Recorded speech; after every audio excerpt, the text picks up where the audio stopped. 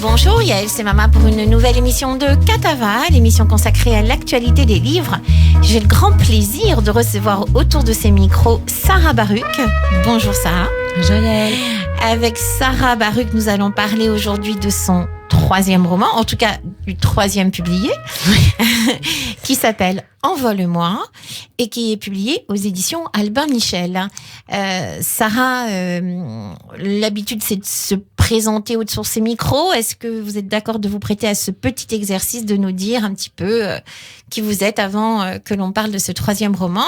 On avait déjà parlé des 2 premiers ensemble, on va en dire quelques mots aussi. Sarah, c'est à vous. Eh bien, déjà, bonjour. Merci Yael de me recevoir. Avec un plaisir. Voilà, je m'appelle Sarah Baruch. J'approche de la quarantaine, il va falloir l'accepter. J'ai une petite fille et j'ai quasiment, depuis que je me souviens que je sais écrire, j'essaye d'écrire des histoires. Alors, ça a mis beaucoup de temps avant que je réussisse à être publiée. Donc, effectivement, c'est le 3e publié, mais c'est pas le 3e écrit. Mais en même temps, je suis assez contente que les choses ne soient pas arrivées plus vite, parce que je crois que ce que j'écris maintenant n'a rien à voir forcément avec ce que j'écrivais quand j'avais 20 ans. Et je dis pas que c'est le livre de la maturité, pas du tout, mais forcément, on écrit avec ce qu'on est et avec la vie qui passe. Donc je crois que forcément, on a traversé plus de choses à 40 qu'à 20. Même si on revient dans ce roman à ses 15 ans ou même un peu moins. C'est un roman de la nostalgie, effectivement. Ouais. C'est un roman de la préadolescence, voilà. De l'adolescence. Alors, il y a eu d'abord ce livre qui a eu un grand succès de librairie, un grand succès tout court. Elle voulait juste marcher tout droit. Et puis Le Cas Zéro, donc 2 romans très différents. C'est ce qu'on me dit, moi. Après, vous le voyez pas comme ça, peut-être. En fait, disons que je pense. Bon, je sais qu'il y a des auteurs qui aiment bien avoir leur petite recette maison et écrire un peu selon le même plan. Et ils ont ça peut très bien marcher. Voilà. Moi, j'essaye d'écrire avec les sujets qui me touchent, qui m'habitent et tout simplement ceux dont il faut que je parle. Donc à partir de là, oui, sûrement que les histoires sont différentes. C'est ça le dénominateur commun en fait. Voilà. Et bon, après, ceux qui me connaissent personnellement savent qu'il y a forcément des liens avec ma vie. Elle voulait juste marcher tout droit. Le point de départ était beaucoup centré sur ma grand-mère qui avait été cachée pendant la guerre et ce livre parlait finalement de la désillusion des enfants cachés dans l'immédiate après-guerre. C'est-à-dire que pendant des années, ils avaient fantasmé des parents, une famille, une fois que la paix serait revenue. Et ça a été la désillusion totale parce que ceux qui revenaient des camps ou ceux qui avaient connu des scènes terribles, finalement étaient énormément refermés sur eux-mêmes, ne parlaient plus beaucoup et avaient du mal à aimer. Donc c'était sur cette désillusion. Donc lié à ma famille, Le Cas Zéro, mon père est médecin. Et ça parlait en fait de l'arrivée des premiers cas de sida par rapport au milieu médical. Chose que finalement j'avais vécu aussi un peu à la maison, parce que lorsque les premiers cas de sida, qui ne s'appelaient pas encore le sida à cette époque-là, sont arrivés, moi j'avais 2-3 ans et mon père travaillait à l'hôpital Saint-Louis, lieu où se déroule l'histoire du Cas Zéro. Et donc c'était l'histoire d'un médecin qui va être confronté à l'apparition à ses choix. Il a fait le choix de devenir médecin et de prêter le serment d'Hippocrate. Sauf que lorsqu'il se retrouve devant ce patient dont il suspecte qu'il est atteint de cette maladie, dont on ne sait absolument pas les modes de transmission à l'époque. Donc il ne sait pas si en le soignant, il va pas tomber malade et surtout s'il va pas contaminer sa famille. Donc bon, oui, c'était très différent du premier dans l'histoire, mais moi, ça partait aussi d'un vécu et d'un sentiment d'attachement, puisque, je le dis, ça m'a été beaucoup inspiré par l'histoire de mon père. Alors, dans Envole-moi, Sarah Baruch, on est dans une histoire de jeunes filles, de jeunes tout court, de jeunes adolescents, préadolescents. Quand l'histoire démarre, ce sont de ces deux jeunes filles sont devenues deux femmes. C'est Marie et Anaïs, qui, à la faveur d'un appel un peu au secours de Marie, rappellent sa copine d'enfance, son amie d'enfance, plus qu'une copine, Anaïs, qu'elle n'a pas vue depuis un certain nombre d'années. Plus de 15 ans. Voilà. Ce sont donc deux jeunes femmes. Et Anaïs ne va pas résister à l'appel de celle qui a été sa véritable amie, son pilier. Presque une sœur, finalement. Elles ont grandi ensemble, elles se connaissent depuis, je crois, le CP, enfin, vraiment quelque chose qui remonte à très très loin. Elles sont toutes les deux dans des situations... On est beaucoup plus dans le point de vue du personnage d'Anaïs, lorsque l'histoire commence. Anaïs qui est un peu à la croisée des chemins dans sa vie. Elle essaye d'avoir un enfant, elle approche des 40 ans, elle n'y arrive pas. Elle a un compagnon, donc elle est dans ce qu'on appelle les trajectoires de FIV, voilà, donc, in vitro. Ce qui est extrêmement éprouvant pour elle, pour son couple, et qui la ramène beaucoup à se poser des questions sur le sens de sa vie. Je veux dire, oui, quand on veut des enfants et qu'on n'arrive pas à en avoir, et si jamais ça n'arrive pas, est-ce que notre vie vaut quand même quelque chose ? Oui, est-ce que la relation avec le compagnon va perdurer ? Est-ce qu'il va m'aimer ? Elle a tout quitté pour lui. Elle a grandi dans le 19e arrondissement à Paris et elle est partie s'installer à Nice parce que lui est avocat là-bas. Et donc, elle se retrouve, elle travaille sur une plage, ce qui est très, très différent de sa formation où elle vendait des couches dans une grande entreprise, une grande multinationale. Ouais, voilà. Après avoir fait une école de commerce. Après avoir fait une école de commerce. Donc, elle a envie, en fait, d'aller de l'avant. C'est quelqu'un on comprend très vite qu'elle a un passé qui est compliqué, qu'elle s'est pas toujours bien entendue avec sa mère, que son père est loin, que sa mère n'est plus là. Enfin, voilà. Mais sa volonté à elle, c'est de ne pas revenir sur le passé, de ne pas se poser de questions et d'essayer d'avancer. Sauf qu'il y a ce coup de fil de Marie qui lui annonce que sa mère est décédée, qu'elle aimerait faire une cérémonie d'adieu et que finalement Anaïs est peut-être une des seules personnes qui a vraiment connu sa mère et qu'elle voudrait qu'elle soit là pour cette cérémonie. Alors ça va être un espèce de road trip auquel Anaïs va finalement prêter son concours, dans lequel elle va finalement s'investir, dans lequel elle va se lâcher, voilà, en fait. C'est un peu la cause perdue, c'est-à-dire que je le dévoile, c'est vraiment pas... Alors il faut justement, je dévoile la première phrase, c'est qu'Anaïs comprend qu'elle est en train de faire une fausse couche. Ça, je dévoile rien, puisque c'est la première phrase. Ce matin-là, je m'étais réveillée avec une douleur dans le bas du ventre, une douleur que je connaissais bien, ma 4e FIV était en train de rater. Donc, elle est en train de faire une fausse couche et elle se dit qu'elle ne va pas y arriver en restant dans son milieu quotidien, habituel, avec son compagnon qui est certes en déplacement mais qui va rentrer, avec son travail à la plage où elle croise sans cesse des familles avec des enfants qui viennent lui demander des bonbons. Enfin, elle se dit, voilà, elle a aucune envie de revoir Marie à la base et d'être replongée dans son adolescence. Oui, parce que c'était quand même souvenirs. Une relation très tumultueuse entre elles. C'était un peu fusionnel et avec tous les inconvénients des relations fusionnelles entre filles quand on est adolescente. Voilà. Donc elle n'a pas spécialement envie de se replonger là-dedans, mais en même temps, elle a tellement pas envie de subir les jours qui vont arriver avec l'annonce à son compagnon que ça va encore une fois pas marcher et la fausse couche, qu'elle se dit qu'à cela ne tienne, au moins je vais vivre autre chose.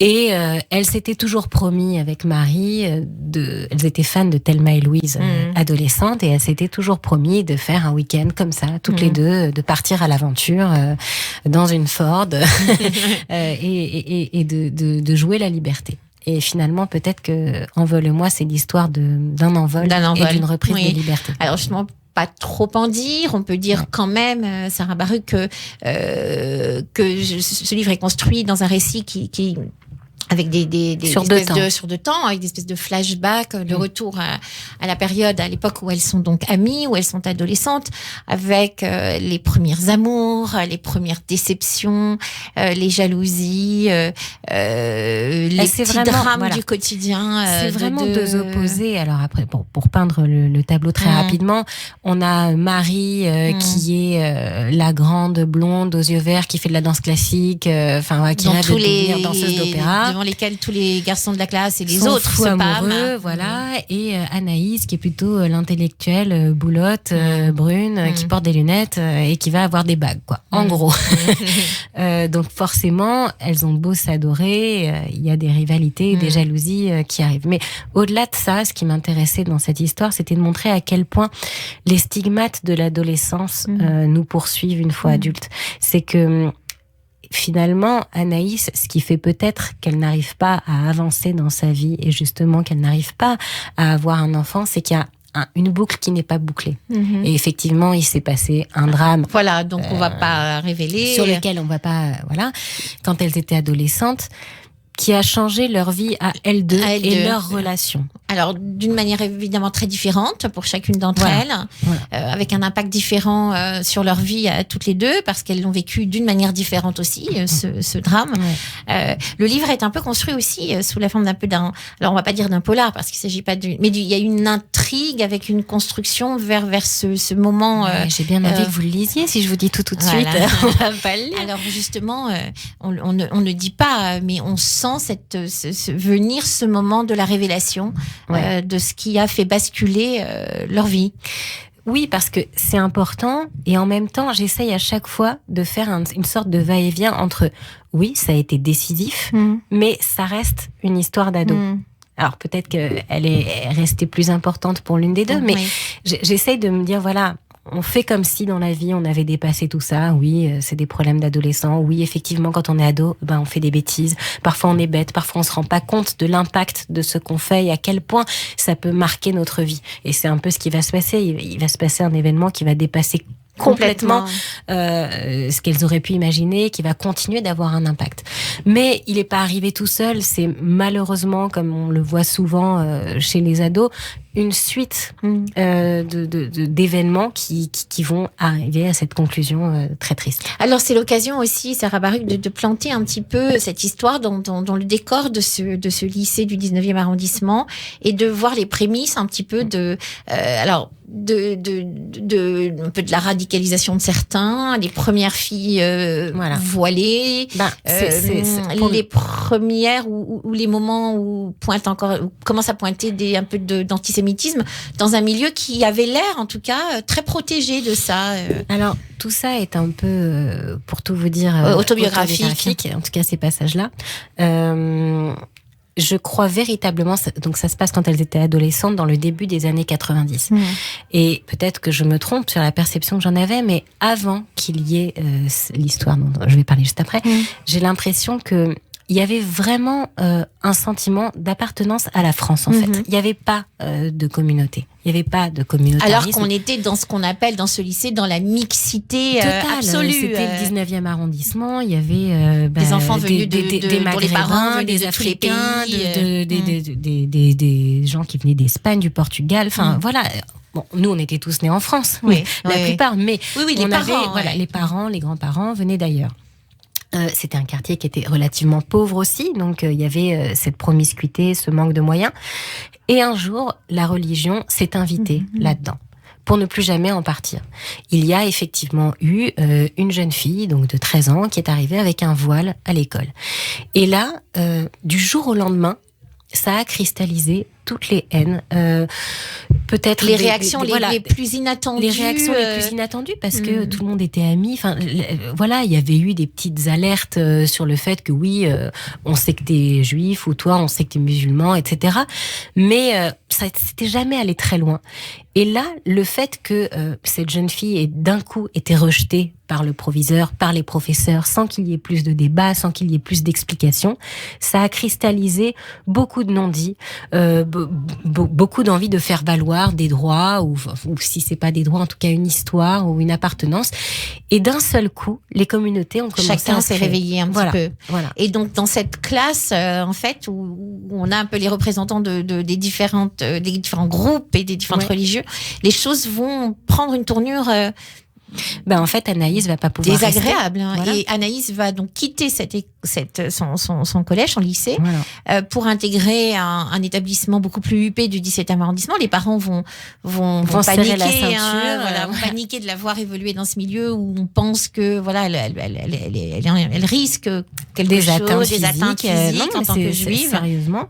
Donc ils se disent c'est pas possible. Je le raconte. La mère elle la suit en voiture le temps d'aller au collège alors qu'il y a 5 minutes à pied. Enfin, et elle se dit c'est pas possible. Et elle est un peu déracinée, Anaïs, en partant dans ce 17e arrondissement qu'elle connaît pas, c'est un autre monde. Et finalement, c'est pour elle une grande leçon sur l'intolérance, parce que elle est partie du 19e avec une notion de ce que pouvait être l'intolérance due à une religion. Et elle va vivre une nouvelle intolérance sociale, en fait, parce que là, elle arrive dans ce nouvel établissement où là, elle va être la pauvre de service. Elle n'a aucun des codes pour survivre là-bas. Donc, elle n'avait plus d'amis parce qu'elle était juive dans le 19e, et elle ne va pas en avoir beaucoup plus dans le 17e, parce que là, elle vient d'un quartier qui n'attire pas grand monde là-bas. Et elle met ses chaussettes hors de prix à l'envers. Voilà, en fait, c'est un petit extrait qui est une histoire vraie. Elle se dit, voilà, là-bas, les filles, elles en ont pour quasiment 20 000 francs. À l'époque, c'était des francs de vêtements, accessoires sur elles, entre les montres, les bracelets, les manteaux. Donc, elle se dit, moi, je peux pas suivre. En revanche, il y a peut-être quelque chose que je peux m'acheter. Ce sont des chaussettes Ralph Lauren. Sauf que elle met les chaussettes, elle est très contente. Et quand elle croise des jambes, il y a une fille qui lui dit, mais vraiment, tu comprendras jamais rien. Les cuissons, ça se met à l'intérieur pour quand on croise les jambes, justement. Voilà, c'est comme ça chez les filles. Alors là, elle se dit, mais vraiment, jamais j'aurai les codes, quoi. C'est pas possible. Alors, au-delà de dire que c'est une histoire sur l'amitié, c'est une histoire, effectivement, comme vous l'avez dit, Sarah Baruch, sur la construction de sa vie d'adulte. De l'identité d'adulte, de celle de celui. Alors, il y a aussi les garçons, autour de cela. Il n'y a pas que des filles, il y a deux personnages centraux, dans la vie. voilà, comme dans la vie.